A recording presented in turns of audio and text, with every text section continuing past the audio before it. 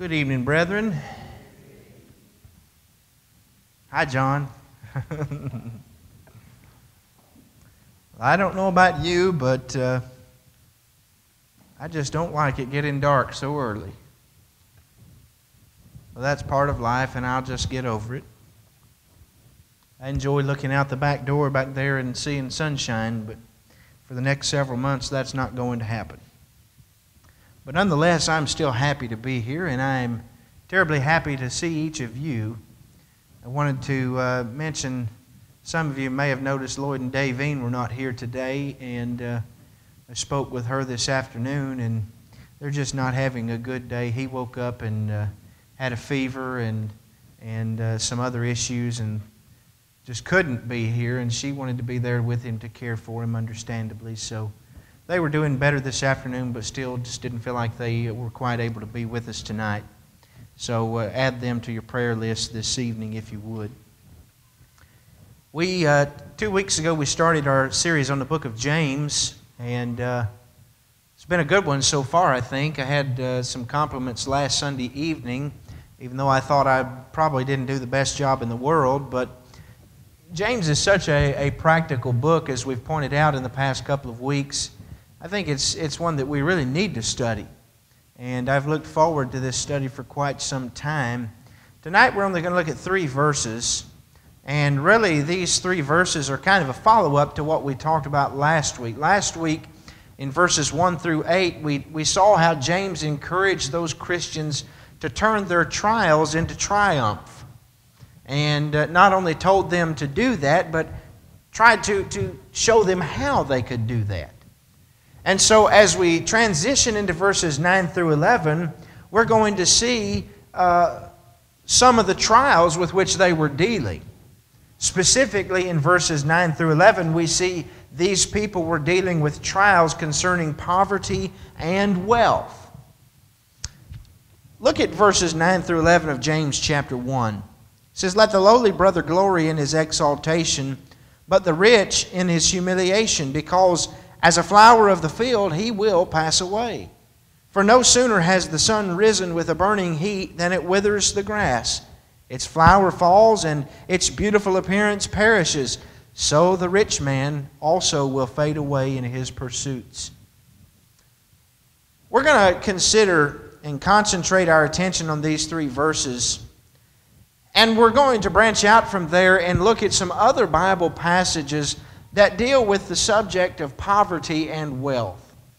And certainly these Christians, as we indicated last week, were Christians who in large part were dealing with the trial of poverty.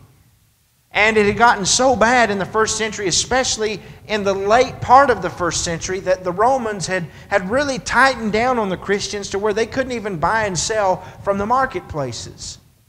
And not being able to buy and sell, they were dealing with poverty. But among these Christians who were dealing with poverty, we also see a few of these Christians who were dealing with a trial of wealth. And you say, well, preacher, how in the world can wealth be a trial? Well, if you've never been wealthy, and I've really never been wealthy myself, but hopefully you can see that being wealthy can in itself be a trial.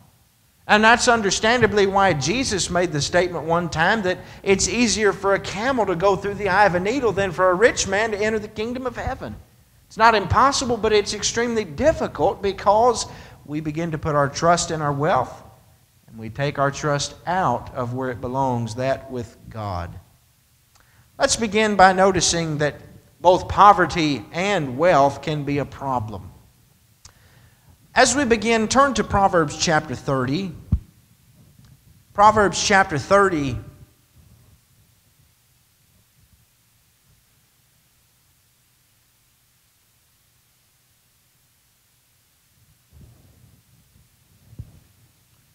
And let's read verses 7 to 9 of Proverbs 30, where the wise man says this, "2 things I request of you, and deprive me not before I die. Number 1, remove falsehood and lies from me. Give me neither poverty nor riches. Feed me with the food allotted to me, lest I be full and deny you, or lest I be poor and steal, and say, 'Who is the Lord?' and profane the name of my God. I think the wise man was very wise. That's why we call him the wise man. It's odd, you might think, that he requests of the Lord not to bless him with wealth and certainly not to send him poverty. He wanted to be in what the political people would call the middle class, if you will. Because he didn't want to be rich and begin to put his trust in those riches and say, well, who is God? Nor did he want to be so poor that he had to steal just to provide for his family and deny the Lord in so doing and sin in so doing. No, he wanted to be on that middle ground. He didn't want the trials that come along with poverty, nor did he want the trials that come along with riches. You see, in poverty, we are tempted to curse God. I'm so fortunate that I've never had to live in what most people would consider a state of poverty. Some of you may have been there, and some of you might be there right now. I don't know your situation.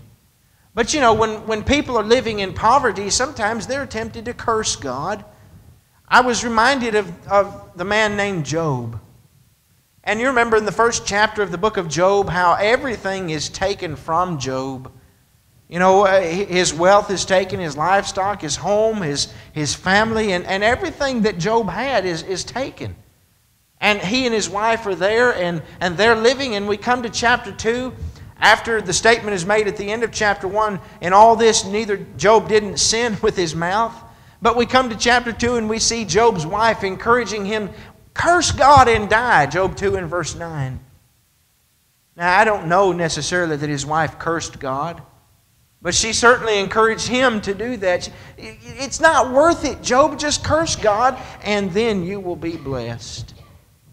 And it didn't get much better for Job when his 3 friends come along and say to him, well, Job, if you hadn't committed some great sin or wrongdoing against the God of heaven, you'd never be going through this in the first place.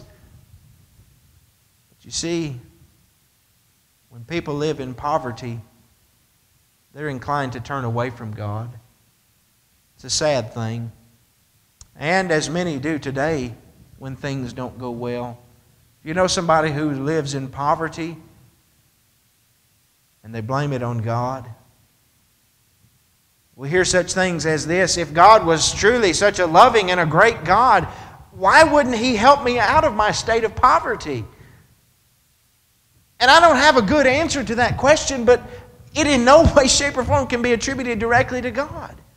And certainly it's not a cause to curse God.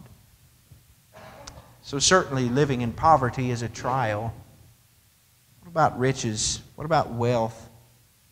You see, as in poverty we're tempted to curse God, in a state of wealth, which is maybe where most of us are, we tend to forget God. Just as the wise man accurately depicted there in Proverbs 30. We tend to forget God. As God warned Israel that it would happen in Deuteronomy chapter 8, when He began to bless them as they run through their conquest for the land of Canaan, and He blesses them with good success and even with a great degree of wealth, then they begin to turn their back on Him. They begin to put their trust in that wealth, and they forget God. Friends, don't let that happen to you today. In fact, in Hosea chapter 13, verses 5 and 6, we find out very explicitly that this is what happened to Israel. Hosea 13, verses 5 and 6 says, I knew you in the wilderness, in the land of great drought. When they had pasture, they were filled. They were filled, and their heart was exalted. Therefore they forgot me. And I can't help but imagine how grieved God must be when He sees His people who He has blessed so abundantly begin to turn their back on Him and to forget Him. And therein lies the trial of wealth. It's very difficult for us to manage our money in a way that pleases God. But it's even more so difficult for us to remember God and to thank God when we're living in that state. That's the trials of poverty and wealth. Having seen the fact that both poverty and wealth do have their trials associated with them, let's think about the reasons for joy in those trials. You know, That's how James begins his letter. My brethren, count it all joy when you fall into various trials and temptations, knowing that the trying of your faith works patience, right? And if that is an all-inclusive statement, and I certainly believe that it is, then how can we be joyous in trials of poverty and wealth? If you're living in a state of poverty, how can you be happy about that? If you're living in a state of wealth, well, how can you be happy about that and to have joy? Well, let's think about it. If we're poor, notice that James tells us that we can rejoice because we've been exalted. Read the text again in James 1. Let the lowly brother glory in his exaltation. We can rejoice when we're living in a state of poverty because we've been exalted in the eyes of God. And when we get to chapter 2, James is going to deal with those people who were exalting the rich and giving them the place of honor in the assembly of the church. But you see, in the eyes of God, the lowly brother, the poor brother, the one living in poverty is the one who He exalts. The Bible teaches that through and through. As a matter of fact, in Isaiah chapter 66, verses 1 and 2, we find there that God chooses the poor people to be rich in the faith. And Paul would make comment about that very thing in his letter to the Corinthian church. God hath chosen the lowly of the world to be exalted. And that's the way that God sometimes works. You see, you might remember that it is the poor people who were preached the gospel first. I want to read you a verse of Scripture that kind of encapsulates the mission of Jesus. Luke chapter 4 and verse 18, where we read, "The Spirit of the Lord is upon me," He said, "because He has anointed me to preach the gospel to the poor. He has sent me to heal the brokenhearted, to proclaim the liberty to the captives and recovery of sight to the blind, and to set at liberty those who are oppressed." But did you notice, first of all, that Jesus came to preach the gospel to the poor? Luke 4 and verse 18. And what a great blessing there is in that for those living in poverty. It is the poor slave who becomes Christ's freedman. 1 Corinthians chapter 7, verses 21 and 22 mentions that those who are poor slaves, and slavery was a very prominent thing in the first century. And slaves were poor people, as you can understand. And so Paul points to those brethren and he says that Jesus chose those poor slaves to be free in Him. And I can't help but think about the statement that Jesus makes that He came to give us life, but not only that, but that we might have it more abundantly, to the fullest extent possible. So Jesus can take that lowly slave, that poor person, the one living in poverty, and exalt him to a level that people on this earth could never even believe, even if they saw it. So there's a great blessing in poverty. You learn how to be humble. You learn how to make do with what you've got. You learn how to be thankful. And so if you're living in poverty, you can rejoice. So even if you're poor, you can still be spiritually rich. You can be on equal par with every other Christian who has ever lived, because with God there is no partiality, especially in regard to our wealth or poverty. Well, let's think about being rich. If we're rich, then we can rejoice that we've been humbled. That's what James says back in the text. Verse 10, "The rich can glory in his humiliation," his state of humbleness, if you will. That's how we can have joy in poverty, because we become exalted in the eyes of God, but in our riches and our wealth because we become humbled. Humiliated, as the New King James says. The rich people are humbled by, number one, they're becoming Christ's slave. Now, back in 1 Corinthians chapter 7, I want you to listen to this. 1 Corinthians 7, verses 21 and 22, I mentioned it a moment ago, but Paul there says, "Were you called a slave?" And some of them were, but he says, "Were you called a slave? Don't be concerned about it. But if you can be made free, rather use it. For he who is called in the Lord while a slave is the Lord's freedman. Likewise, he who is called free is Christ's slave. I think the church might have that backwards, friends. Because sometimes we fall into the same trap that the church in the first century made, and we like to exalt those people who have wealth. But God doesn't exalt those people. I want you to picture if we had a spectrum up here, whether you want to think of it this way or this way, it doesn't matter, but let's put the rich people at the top, as the world often does. Let's put the poor people at the bottom. Well, what is James saying? You know what God does with those rich people who are at the top? He brings them down. He humbles them. And you know what God does with those poor people who are at the bottom? He exalts them and He lifts them up. And so essentially James says that everybody's on an equal playing field. But the joy in those trials is that it's a joyous thing for that rich person who thinks so highly of himself, who has thought of so much in the world. It's a joy and it's a glory for him to be humbled. And likewise, it's a joy and a glory for that poor person to be exalted. So all of us are on that same equal playing field.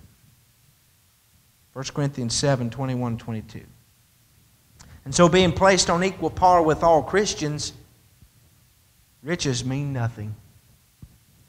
Romans chapter 3 deals with riches. Verses 11 through 19.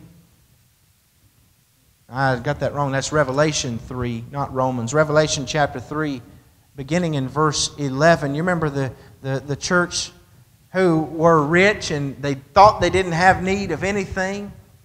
And Jesus comes to them and He says, I know your works. You think you're rich, you think you don't need anything, but He says, you don't realize that you're poor, blind, miserable, and naked.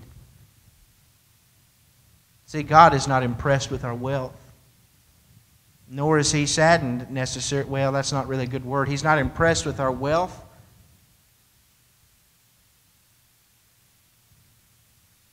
Nor does He look down on us if we're in poverty. Why is it good, then, for the rich man to be humbled? You can understand why it's a good thing for the poor man to be exalted. It's easy to see. You know, that's good. If God is going to exalt that poor man, that's a good thing. Why is it good when God humbles that rich man? Number one, because riches are temporary. Riches are temporary. James hit on that in the text. Look at verse 11 again. Well, verses 10 and 11, he says, the rich man is to glory in his humiliation, because just as the flower of the field passes away when the sun has risen and the burning heat withers the grass, the flower falls and the beautiful appearance perishes, so the rich man also will fade away in his pursuits. It's a good thing for that rich man to be humbled, friends, because it puts things in perspective. When we understand and realize that riches are only temporal, when we understand and realize that they're going to perish with the rest of the world, certainly that's a good thing. It's a good thing for us to keep proper perspective. But not only is it good because riches are temporary, being humbled is good because riches can't redeem your soul. I've seen some of my brethren bow down to the almighty dollar, have you? As if that almighty dollar could buy their salvation. As if they are somehow a better Christian because they give more money to the church. May I remind you of that poor widow who gave 2 mites, and Jesus said she gave more than all the rest of them. It doesn't work that way. Riches can't buy your salvation. They can't save your soul. But it's also good because the love of money is the root of all evil. See, God wants to humble those people so they don't begin to love that money. And I'm sure you know of people who have a love for money or had a love for money. And you can see the consequent result. You can see the evil. The love of money is the root of all evil, which while some have coveted after they have erred from the faith and pierced themselves through with many sorrows. 1 Timothy 6 and verse 10. It's a sad thing. But you see, if we accept that humiliation, living in a state of wealth, if we allow ourselves to be on that equal playing field, the rich with the poor, we'll be a successful Christian. It's good, in other words, that in coming to Jesus Christ, we can find these things out. Or we might have made the same mistake many make today, thinking that money provides true security. See, friends, you probably had never thought about being rich as a trial, but certainly I hope you can see that it can be, and often is. The trials of poverty and the trials of riches. But even in those trials, there's reason for rejoicing. There's reason and cause for joy. See, Jesus could be thought of as the great equalizer, if you will. Because He does. He puts everybody on the same playing field. Riches don't matter. Poverty don't matter. Everybody is equal. Exalting the poor who are rich in the faith. Humbling the rich. Humbling the wealthy by bearing their salvation. Basing it not on their wealth, but on obedience to the gospel.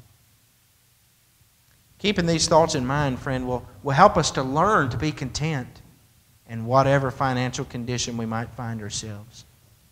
Do you remember the Hebrews writer said that? Hebrews chapter 13, verses 5 and 6 talks about not living in covetousness, but being content with the things that you have.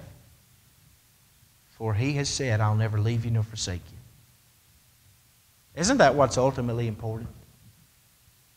See, the riches don't matter. The wealth doesn't matter. What matters is that Jesus promised to be with you. That He promised to save your soul if you are obedient to Him. Have you been obedient tonight? Have you put Christ on in baptism? Submitted to that new birth that we talked about this morning in our Bible class? Friends, if you've not done that, it doesn't matter whether you're rich or whether you're poor. You can't be saved. Not because I want it that way, not because that's what I believe, but because that's what Jesus said. John chapter 3, unless you be born again, you cannot see the kingdom of heaven. If you need to do that tonight so you can be on the same playing field as everybody else here, do it. Maybe you realize this evening that either your joy or your wealth, or your poverty has been a trial to you. Maybe you realize that those trials have gotten you down and out and caused you to do things maybe you thought you'd never do. If you find yourself in one of those situations tonight, wouldn't you fix it? Wouldn't you come and let Jesus, let God work on your heart tonight? If you have a need, friends, come and let us pray with you and for you. And let God help you. Right now as we stand and sing.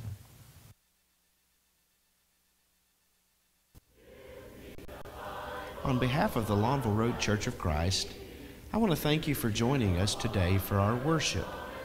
If you ever have an opportunity, we invite you to join us at our physical location at 1301 Lawnville Road here in Kingston, Tennessee.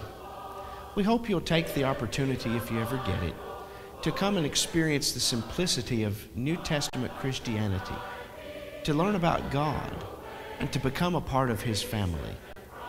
If you have questions, if you would like to learn more about the Bible, or if you would like to have a home Bible study, feel free to contact us by calling 865-717-0444. Or for more information, please visit our website, www.lawnvilleroadcoc.org. Again, we thank you, and we hope you have a blessed day.